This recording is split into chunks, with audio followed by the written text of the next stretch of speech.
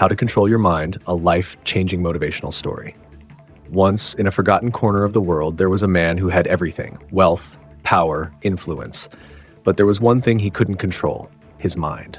Every day it raced, filled with endless worries, doubts, and fears that never let him rest. He had conquered kingdoms, built empires, but still, his thoughts held him captive.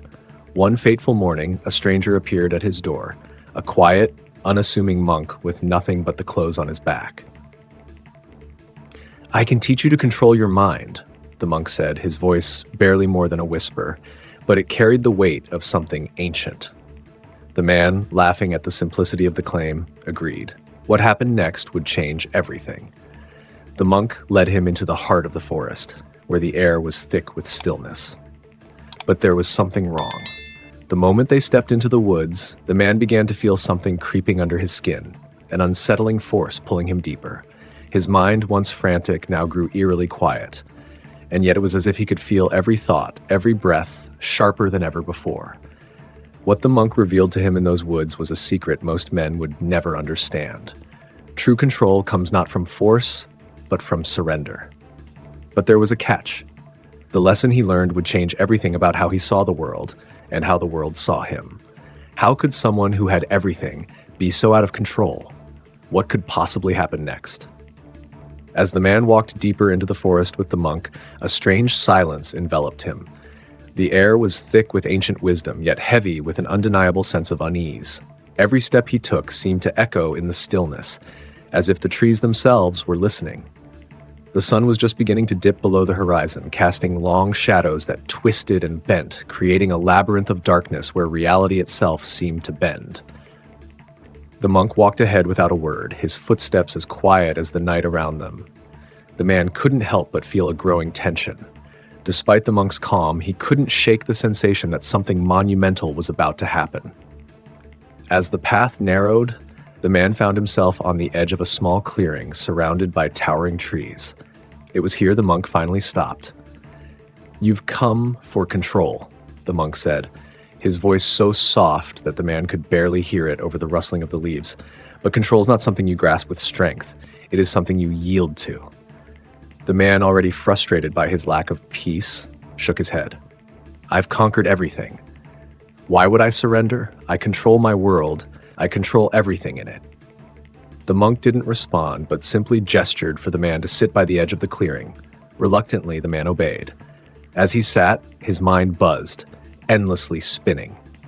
The monk, seated across from him, closed his eyes and began to breathe slowly. The air seemed to vibrate with each exhale, each breath a powerful ripple that passed through the clearing. Time felt like it had stopped. The man's thoughts began to swirl even faster, like leaves caught in a windstorm. He could feel his impatience rising, his need to dominate the situation, to control what he couldn't understand.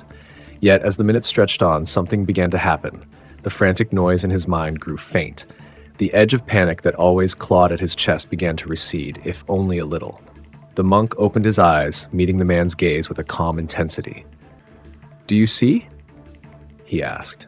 The man blinked, confused. "See what? I don't feel anything different." "You feel the quiet," the monk said softly. "That is the first step to control." The man's brow furrowed. "But I've always been in control," he insisted.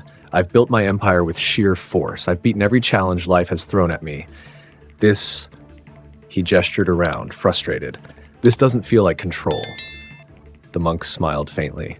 "That is because true control does not come from power over others. It comes from the power to be still within yourself."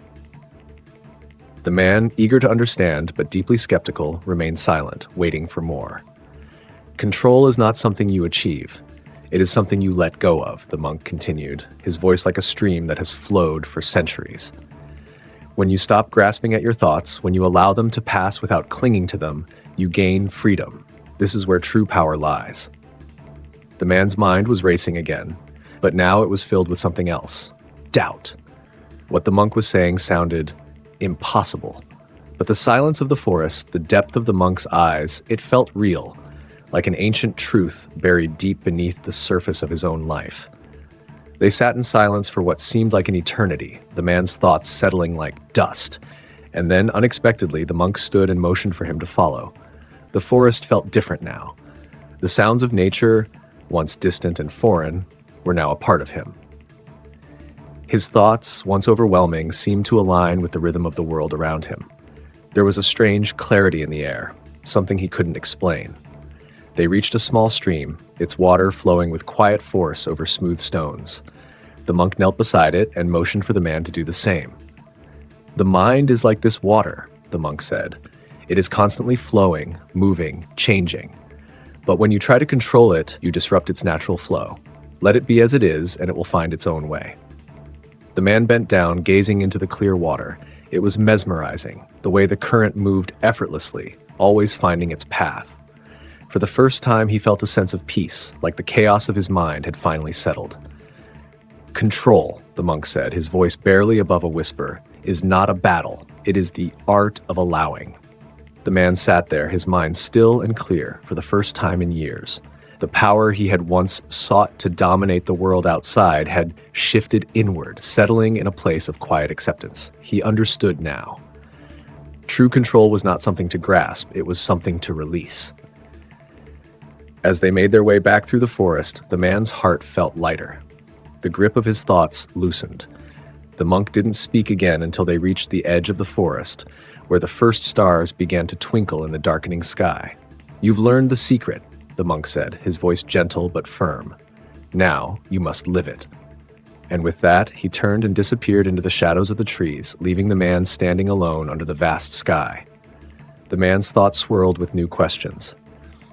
Could he really live with this kind of surrender? Could he let go of the control that had once defined his life? As the stars above him shimmered like distant guides, one question echoed in his mind.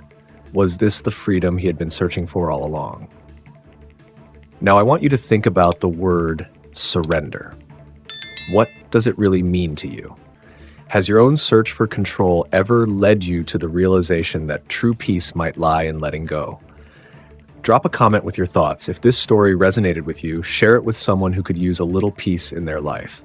And if you're ready to uncover more hidden truths, stay tuned for the next chapter of this journey. Like, subscribe, and let's walk this path together.